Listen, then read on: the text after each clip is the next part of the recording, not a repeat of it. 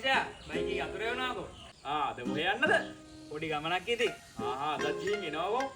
මෙයා අද වාටි යෝගේනේ. නැතුව ඉතින් අතරටත් එනවා සෙට් එකම. නියමයි ඈ. සුපිරියක්. හෙලෝ. මහත්තයා ඔයාගේ වාහන තුනේ ෆිනෑන්ස් එක ඇරියස් වෙලා තියෙන්නේ. මෙහෙම ගියොත් නම් අපිට ඩිසිෂන් එකක් ගන්න වෙනවා. අනේ මට තව මාස දෙකක් දෙන්න පුළුවන්ද? මගේ බිස්නස් ඔක්කොම හිර වෙලා තියෙන්නේ.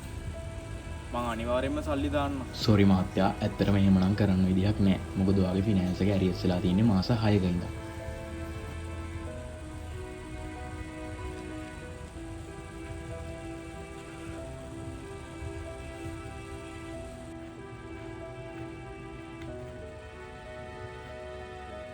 කරදරයක් වුණා කියලා ආරංචියක් ආවම මොකෝ ගන්නෙන් තත්ති? ඔව් බං.